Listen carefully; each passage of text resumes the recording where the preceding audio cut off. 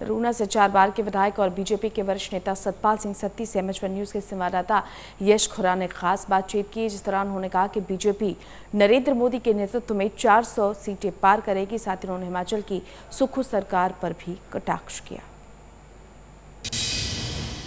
इस वक्त हमारे साथ मौजूद हैं भारतीय जनता पार्टी के सीनियर नेता सतपाल सिंह सत्ती जी। सतपाल सिंह सत्ती जी, क्या माहौल आप हिमाचल प्रदेश में देख पा रहे हैं?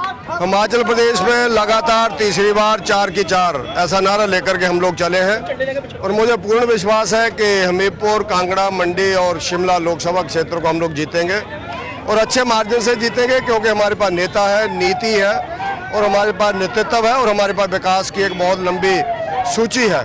उसके कारण हम सब लोग मेहनत कर रहे हैं। कार्यकर्ता पूरे हिमाचल प्रदेश में डटे हुए हैं। आप लोग देख रहे हैं अभी रात को 8:30-9 बजे भी लोग लगे और अभी भी अनुराग जी के कार्यक्रम चल रहे हैं जो लगभग रात 12 बजे तक चलते हैं। तो इसी तरह से सब जगह माहौल है और भारतीय जनता पार्टी जीतेगी। आपने हिमाचल प्रदेश की सियासत को बारीकी से देखा है, आपने जिया है पॉलिटिक्स को और एक बड़ा एग्जाम्पल आप हिमाचल प्रदेश की राजनीति में माने जाते हैं। क्या लग रहा है हिमाचल प्रदेश की 4 की 4 सीटें आएंगी?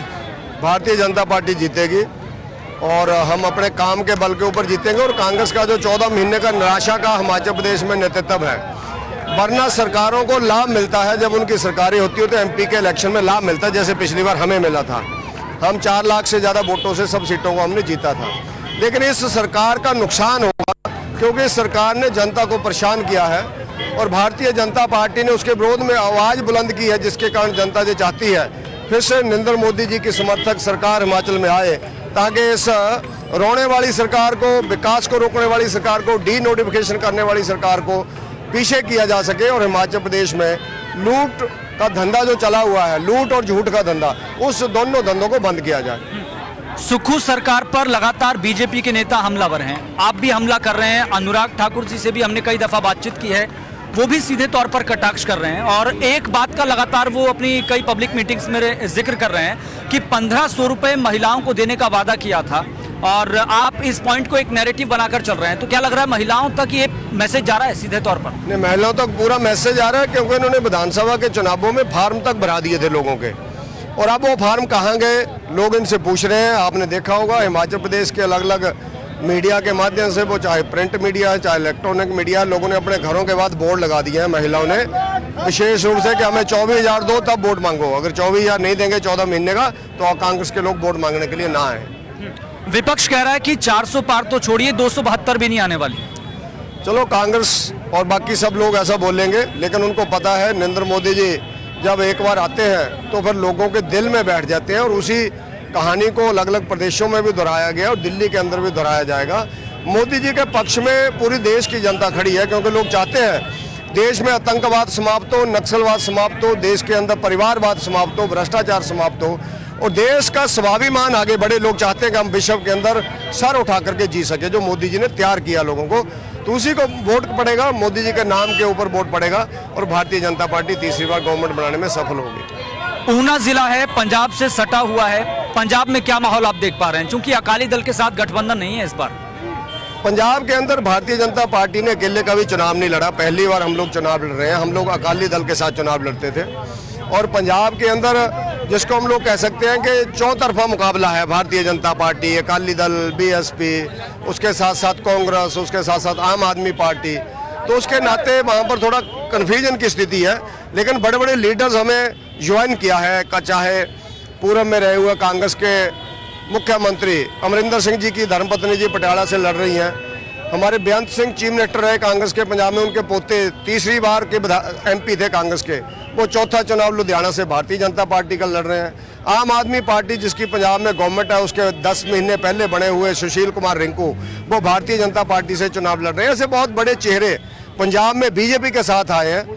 अभी क्या परिणाम आएगा, क्योंकि पहली बार हम लोग लड़ रहे हैं, लेकिन मैं दावे के साथ कह सकता हूं कि अगले 10 साल के अंदर अंदर पंजाब के अंदर भारतीय जनता पार्टी की सरकार होगी। ऐसा नरेंद्र मोदी जी के प्रति लोगों का आकर्षण है वहां पर।